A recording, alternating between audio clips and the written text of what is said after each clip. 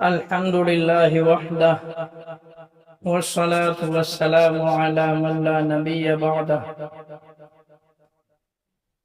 أما بعد، قال الله تعالى في القرآن المجيد: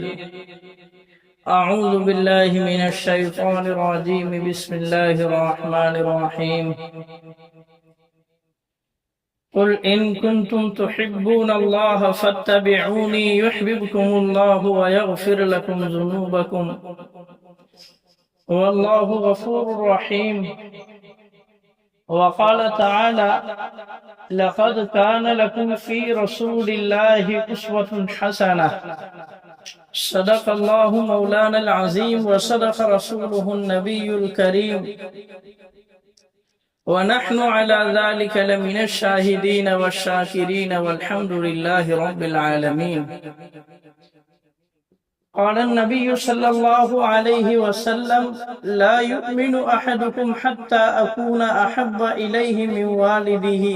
وولده والناس أجمعين،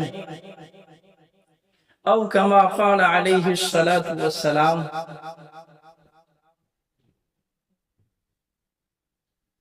نقش قدم نبی کے جنت کے راستے، نقش قدم نبی کے جنت کے راستے اللہ سے ملاتے ہیں سنت کے راستے. محترم بزرگوں، عزیز دوستو، میں نے ابھی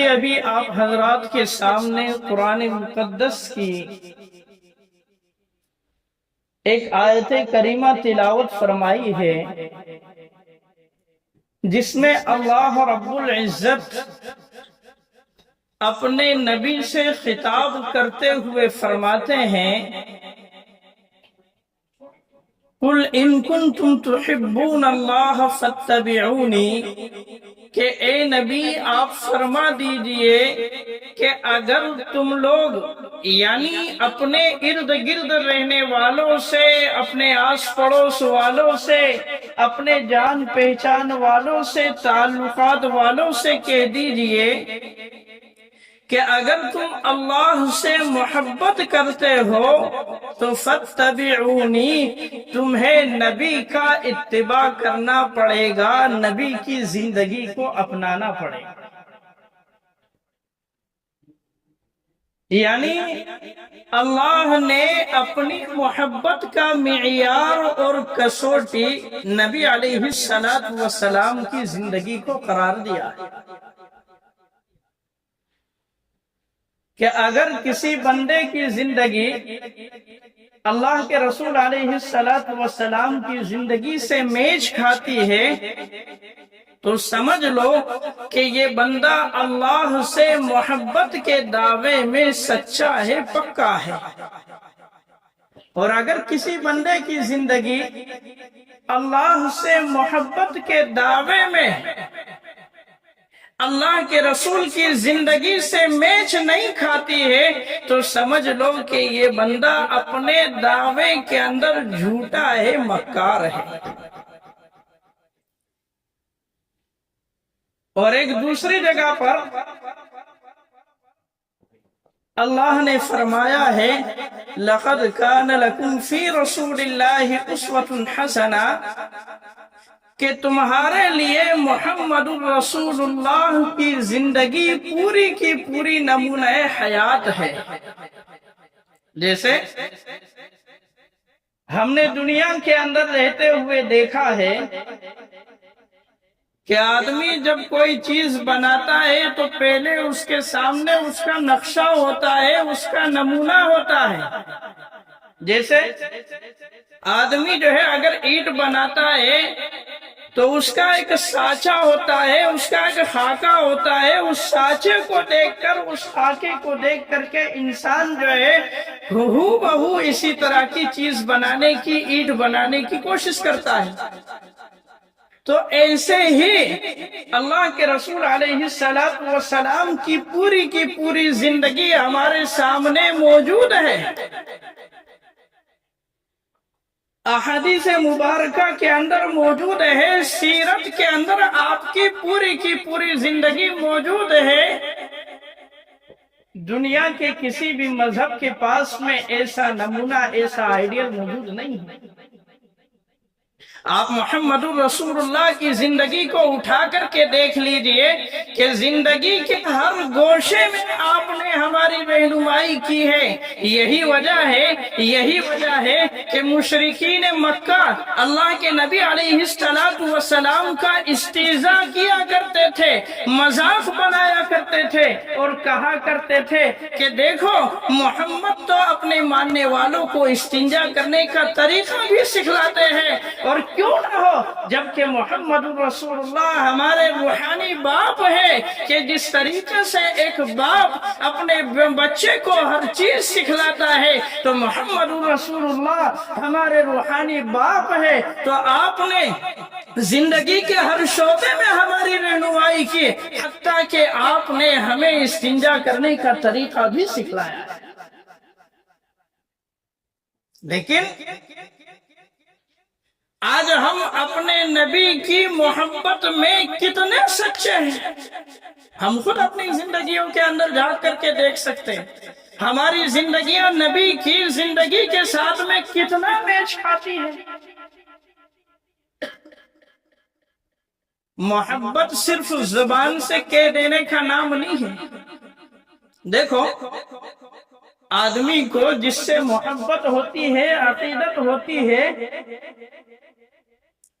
तो उसकी हर अदा इंसान को निराली लगती है।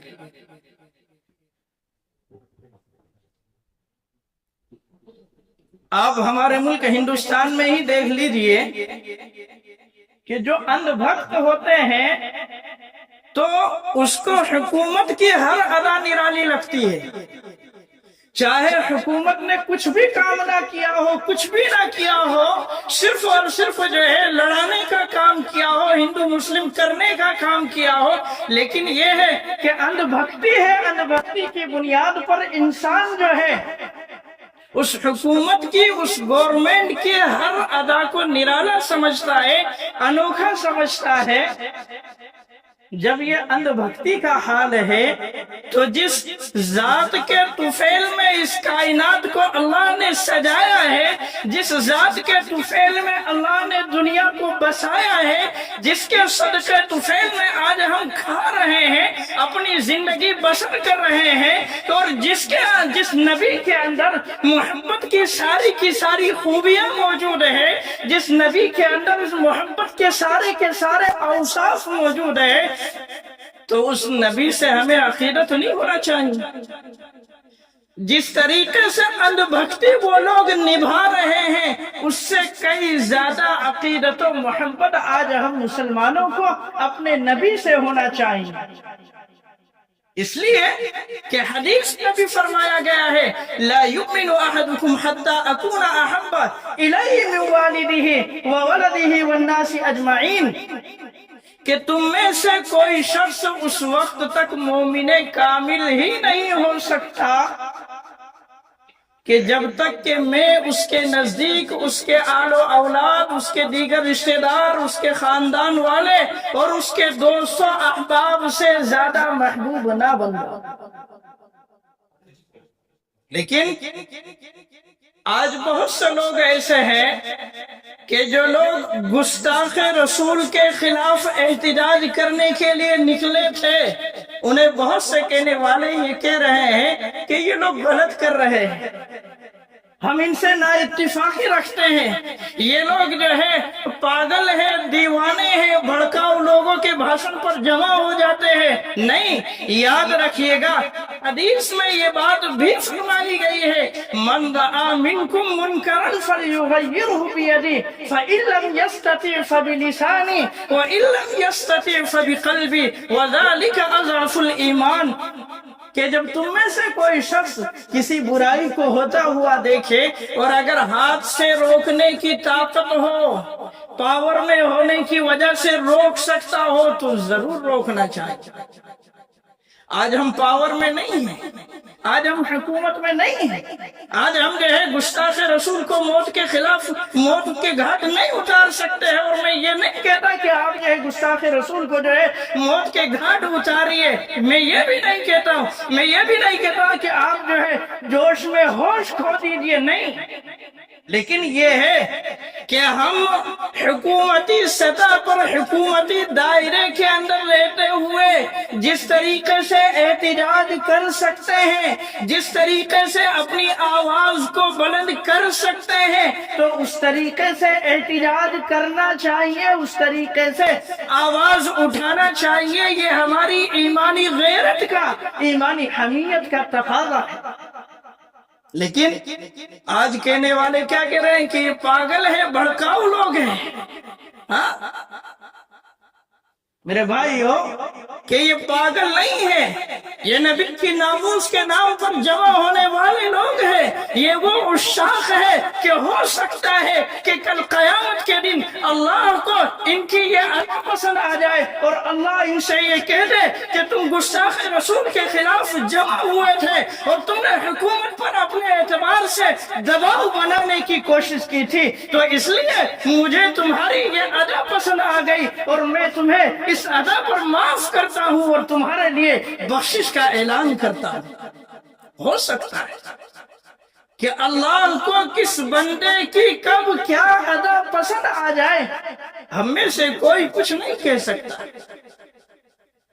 تو یہ ہماری ایمانی غیرت کا تقاضا بھی ہے۔ اس لیے میرے بھائیوں، حالات کتنے ہی سنگین ہو، حالات کتنے ہی کٹھن ہو، دشوار گزار ہو،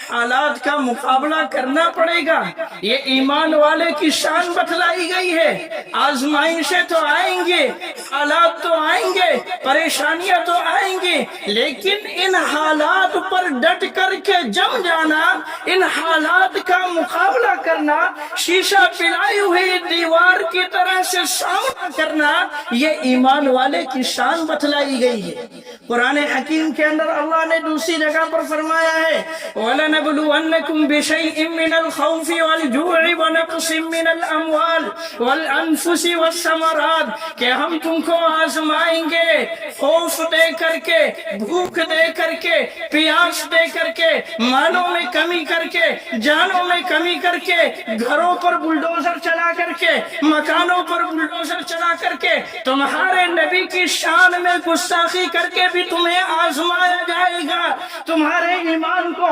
پرکھا جائے گا کہ تم میں سے کون اپنے نبی سے سچی پکی عقیدت رکھتا ہے، محبت رکھتا ہے، اور نبی کی ناموس کے نام پر کون جمع ہوتا ہے، اللہ یہ دیکھنا چاہتا ہے۔ اس لیے اگر ہم نہیں جا سکتے، ہم جو ہے اپنی آواز کو اس انداز سے نہیں اٹھا سکتے، تو ایسے لوگوں کو غلط ٹھہرانے کی بھی ضرورت نہیں۔ میرے بھائی ہو دیکھو، ملک کے اندر حالات تو اور آئیں گے، بلکہ ابھی جو حالات ہے ہو سکتا ہے کہ آئندہ چل کر کے اس سے بھی زیادہ بدترین حالات بنانے کی کوشش کی جائے، لیکن ہمیں ان حالات کا پرزور طریقے سے مقابلہ کرنا پڑے گا، ہمیں ان حالات کے خلاف آواز اٹھانا پڑے گا، بولنا پڑے گا۔ اگر ہم ڈر گئے، وہ کہتے ہیں محاورہ ہے نا کہ جو ڈر گیا وہ مر گیا، حقیقت ہے یہ بات کہ اگر آج ہم ڈر گئے تو ہماری آئندہ آنے والی نسلیں مردار پیدا ہوں گی، ہماری آئندہ آنے والی نسلیں گونگی پیدا ہوں گی، ہماری آئندہ آنے والی نسلوں کا اس ملک کے اندر ایمان کے ساتھ میں باقی رہنا، بچا رہنا مشکل ہو جائے گا۔ ایسے حالات بنانے کی کوشش کی جا رہی ہے، اس لیے ان حالات سے مقابلہ کرنا اور چوکنا ہونا، ہوشیار رہنا، بیدار ہونا، یہ ہر مسلمان کی ذمہ داری ہے۔ آپ یہ نہ سمجھے کہ آج مولانا جو ہے سیاست کے اوپر بات کر رہے ہیں، نہیں، بلکہ موقع محل کے اعتبار سے، حالات کے اعتبار سے بات کرنا یہ ایک عالم کی ذمہ داری ہوتی ہے۔ مولانا خلیل الرحمن سجاد نعمانی صاحب، اللہ ان کی عمر کو دراز کرے، حضرت جو ہے جگہ جگہ پر علماء سے تنبیہ کر رہے ہیں اور حضرت جگہ جگہ پر یہ بات کہہ رہے ہیں کہ آپ جو ہے سیرت کے آئینے میں حالات کے تناظر میں بات کیجئے اور لوگوں کو بیدار کیجئے، چوکنا کیجئے، ہوشیار کیجئے۔ اس لیے حالات جو ہے اس سے بھی زیادہ بدترین ہو سکتے ہیں، اس لیے چوکنا رہنا، ہوشیار رہنا، بیدار رہنا، اپنے آپ کو شریعت کے اور سنت کے سانچے میں ڈھالنا بہت ضروری ہے۔ دیکھو آج غیروں کے اوپر جو سب سے زیادہ دبدبا اور روب جو پڑتا ہے وہ سنت کے اپنانے کا پڑتا ہے، حقیقت ہے یہ بات۔ حدیث میں بھی آیا ہے نصرت بالرعب، کہ اللہ کے نبی علیہ السلام کی جو مدد کی گئی ہے رعب کے ذریعے سے مدد کی گئی ہے۔ اس لیے اگر آپ کی سنت کو اپنایا جائے گا، شریعت کے سانچے میں اپنے آپ کو ڈھالا جائے گا، تو جو برادران وطن اور جو غیر مسلم ہے وہ خود ہی رعب میں مبتلا ہو جائے گا۔ اس لیے اپنے آپ کو شریعت کے سانچے میں اور سنت کے سانچے میں ہم ڈھالنے کی کوشش کریں۔ لیکن آج ہم دیکھتے ہیں کہ ہمارے بہت سے مسلمان ایسے ہیں کہ جو سنت کو سنت سمجھ کر کے چھوڑ دیتے، حقیقت ہے یہ بات۔ اور پھر سوشل میڈیا پر کچھ کہنے والے ایسے بھی ہیں کہ جو سنت کو کوئی اہمیت ہی نہیں دیتے، وہ یہ کہتے ہیں کہ سنت تو کوئی چیز نہیں ہوتی،